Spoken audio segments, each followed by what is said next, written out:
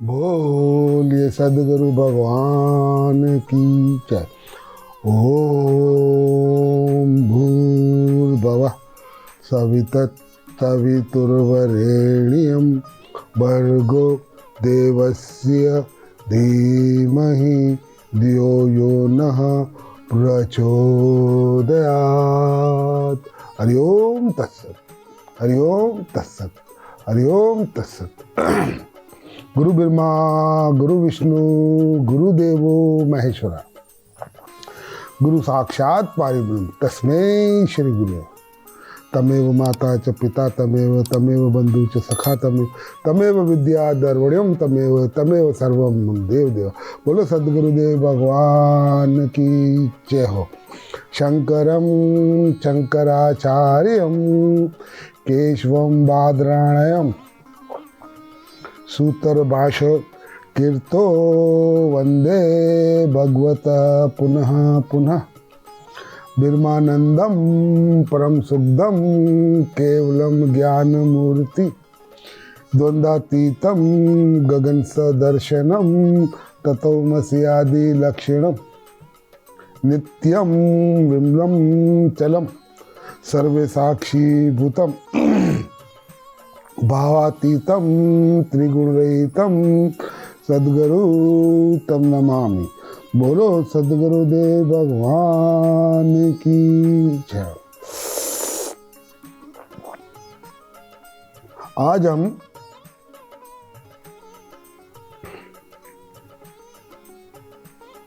ईश्वर कृपा और गुरु की कृपा से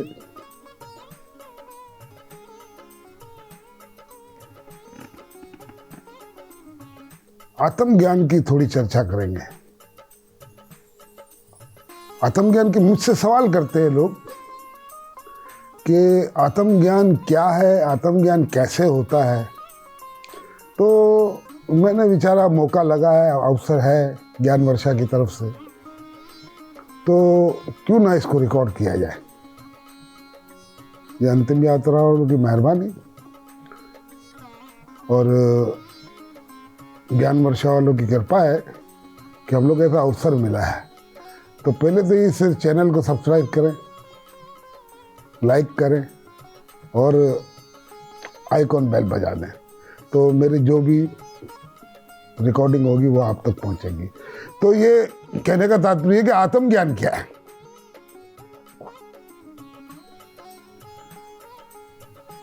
इस पर बहुत लोग बातें करते हैं, हम सत्संगों में जाते हैं और आजकल की यंग जनरेशन पढ़ी लिखी है, समझदार है। उनको वो सत्संगों में जाते हैं तो भजन वगैरह उनको समझ नहीं आते, और जो वहाँ पे लोग बैठे हैं वो भी बातें करते, तो वो भी उनकी समझ में नहीं आती है। या ये लोग बोलते हैं खामाखाई लगे हुए हैं, हमारा वक्त भी खराब कर रहे हैं। ऐसे भी लोग हैं दुनिया के अंदर। तो कहने का मकसद ये है कि जैसे कि हमें कोई भी ज़बान सीखनी हो, चाहे इंग्लिश सीखनी हो या हिंदी सीखनी हो, उसको अल्फ़ाबेट तो आनी चाहिए ना। जब तक उसकी अल्फ़ाबेट नहीं आएगी तो हम उस ज़बान को कैसे लिख सकेंगे, कैसे समझ सकेंगे। इसलिए आत्मज्ञान के लिए भी हमें उसके कानून को सीखना पड़ेगा। और वो कैसे सीखेंगे, कैसे जानेंगे, तो उसकी पहली रिक्वायरमेंट यानी पहली शर्त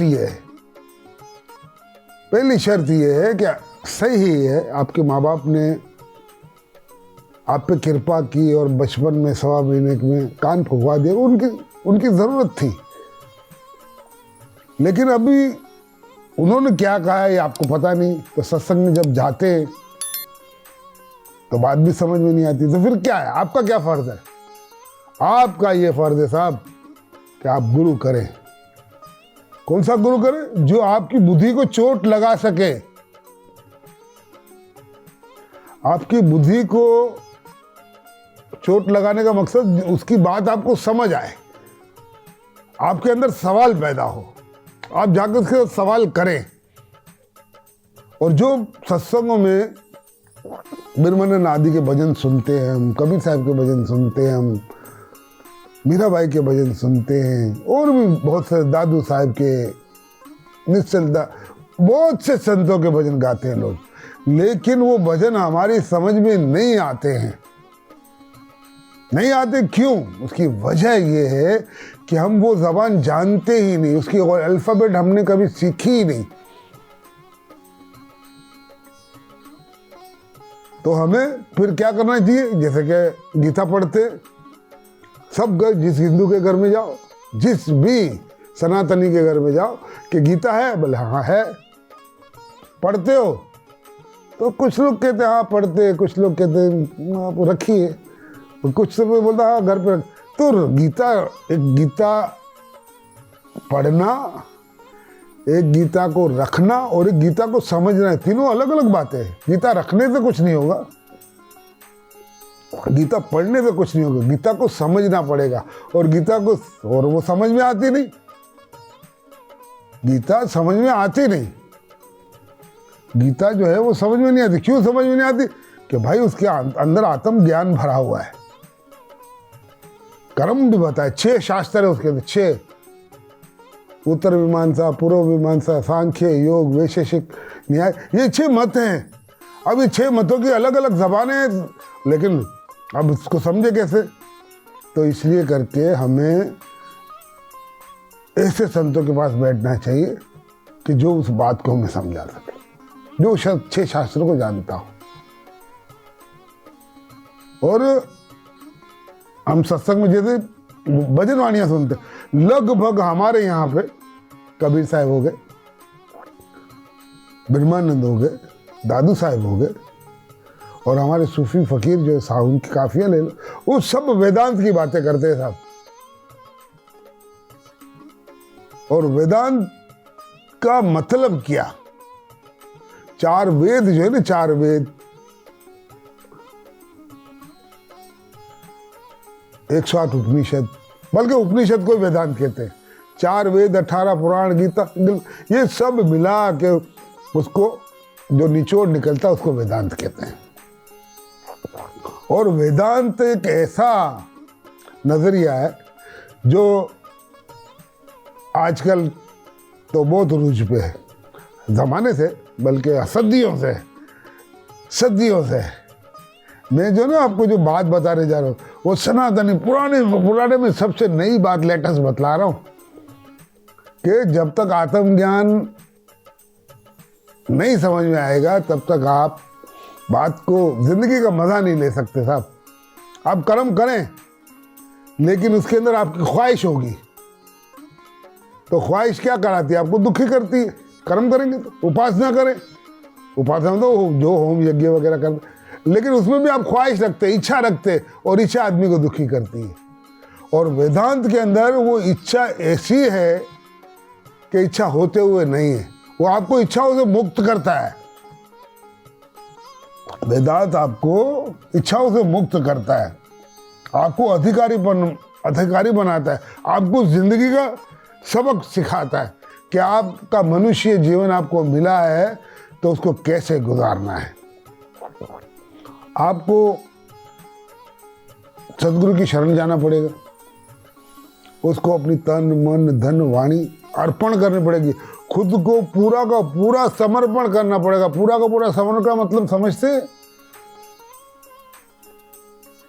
जैसे कि हमें कोई बीमारी हो और हमारा शरीर का ऑपरेशन करना हो तो हमको उस डॉक्टर को साइन करके लेटर दे देना पड़ता है कि अभी मैं आपके समर्पण हूँ, मैं आपके पास सिलेंडर हूँ, आप जो चाहे करें। अब उसमें आपके प्राण भी जाए तो उस डॉक्टर पे केस नहीं बनता है। इसी तरह ये आत्मज्ञान है, इसमें सिलेंडर करोगे तो आप मरोगे तो नहीं, ये तो मैं कहता हूँ, आपका जीवन सुधर जाएगा। हाँ, सदगुरु को तन मन धन वाणी देकर अधिकारीपना पैदा होता और विवेकी बन जाता है आदमी। और विवेकी किसको कहते हैं? कि मल विक्षेप जाको नहीं किंतु का ज्ञान, ये 4 साधन सहित न अधिकृत मतिमान। आत्म अविनाशी, सॉरी गलत 2 आ गया। आत्म अविनाशी अचल जगताते प्रतिकूल ऐसो ज्ञान विवेक के सब साधन को। विवेक जो है हमारी जिंदगी का मूल है, मूल। आत्म ज्ञान का तो मूल है ही, लेकिन हमारी जिंदगी का भी मूल है। जिस इंसान के अंदर विवेक नहीं है, विवेक का क्या अर्थ है? सही और गलत की पहचान। जैसे इस दुआ में कहा कि आत्म अविनाशी अटल, आत्म परमेश्वर परमात्मा, आत्म शिवरूप वो अविनाशी है, उसका कभी नाश नहीं होता। आत्म अविनाशी अचल जगताते बिल्कुल, ये जगत उससे उल्टा है। भाई उल्टे का क्या मतलब? कि ये जगत बनता और बिगड़ता है, जबकि परमात्मा में बनना बिगड़ना नहीं है।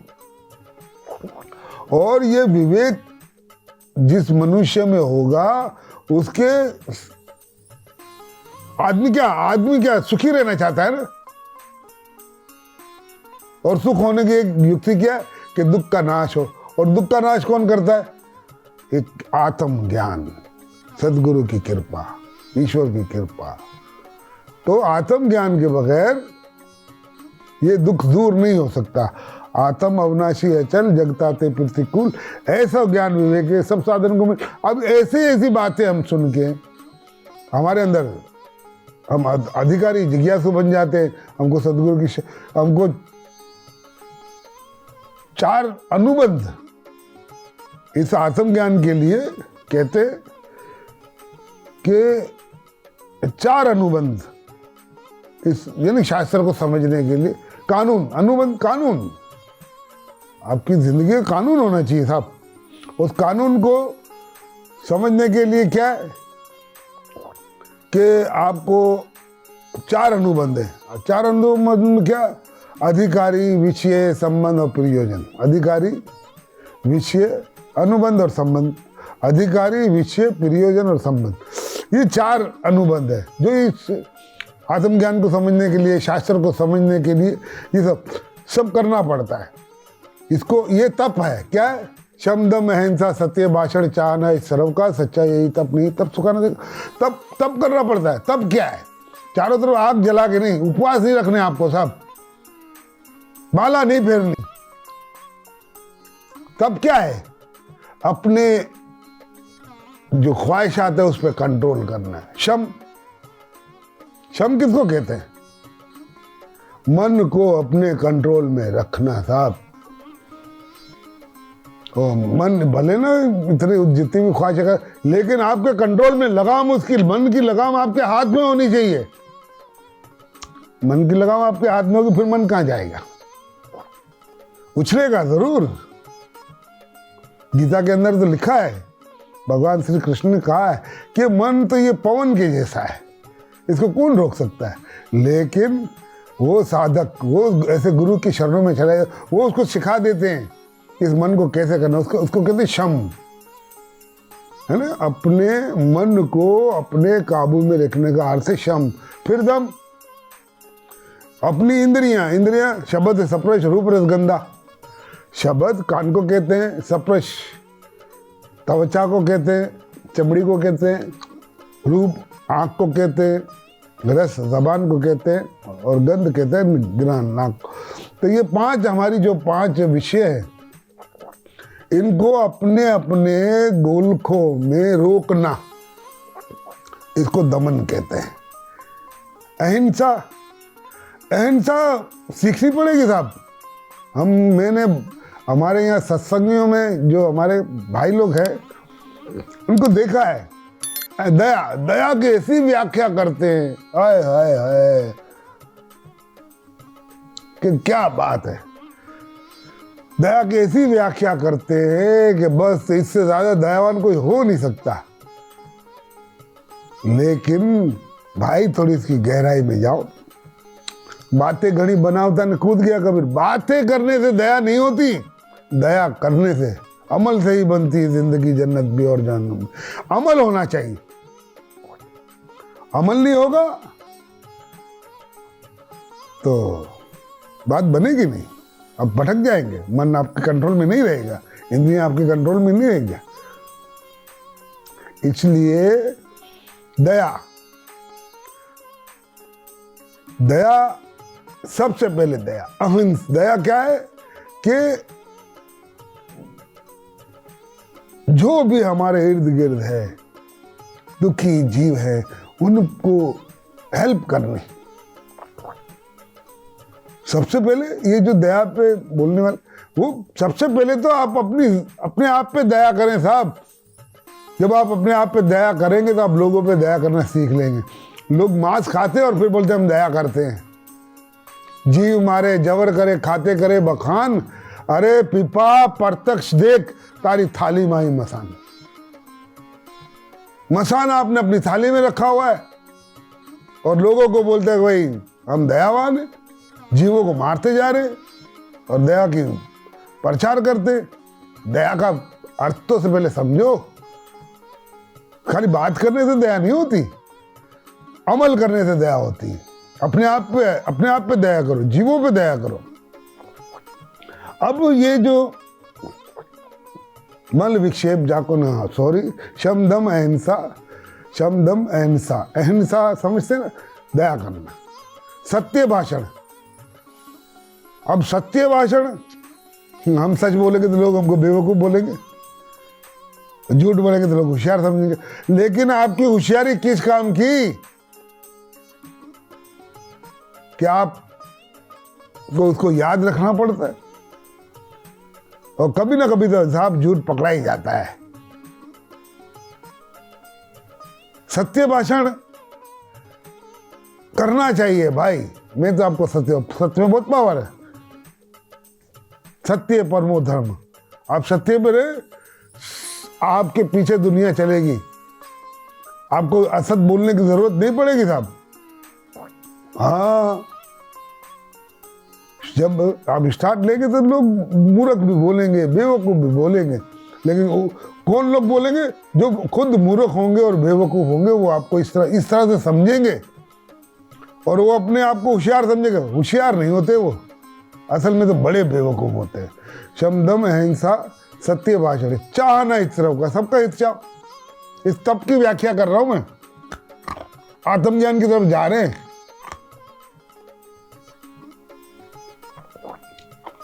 शमदम अहिंसा सत्य भाषण, क्षण चाहना सर्व का, सच्चाई यही तप नहीं तप सुखा न देगा। अपवास अपवास रख के इस देह को सुखा कर देना, दुबला पतला करना, हड्डियां न दे, इसको तप नहीं कहा। भूखे नहीं,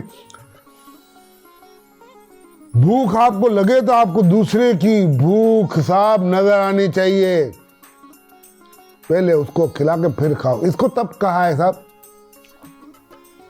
इसको प्रेम कहा है। हम तो होता है तो कोई मेहमान भी आए तो छुपा ले रख दे, बाद में खाएंगे। हम क्या किसी की भूख मिटाएंगे। आगे चलते हैं। अब ये तो अधिकारी बना। अधिकारी कौन होता है कि चारों साधन जिसके अंदर हो। मैं इस विषय को 20 मिनट के अंदर निपटाना चाह रहा हूं, लेकिन होगा नहीं, कोशिश करते कि अधिकारी, विषय, संबंध और प्रयोजन। अब अधिकारी कौन है? मल विक्षेप जाको नहीं किंतु ज्ञान, ये 4 साधन सहित नर अधिकृत। अब मल विक्षेप ना हो, मल नहीं, मन निर्मल मन होना चाहिए। जब अंतःकरण शुद्ध होगा तो ऑटोमेटिक सब चीजें साफ हो जाएगी, क्योंकि वो शम है ना, मन है, उसको रोकना पड़ेगा। ऑटोमेटिक आपके आईने से धूल हटती जाएगी साहब, ऑटोमेटिकली आपके जो है वो हो जाएगी। अच्छा, अब ये फिर विषय क्या है? जीव ब्रह्म की एकता है। वेदांत का जो विषय है वो है जीव ब्रह्म की एकता। अब इसके खुलासा में आते उसमें करूंगा। और प्रयोजन, जरूरत क्या है हमें? सुख की प्राप्ति और दुख की निवृत्ति, ये हमें है ना, ये हमारी जरूरत है। और संबंध हमारा इस वेदांत से, इस शास्त्रों से क्या है, ये मैं आपको अगले प्रचार में सुनाऊंगा। और अब हम आगे चलते। बोलो सदगुरु भगवान की जय हो भाई।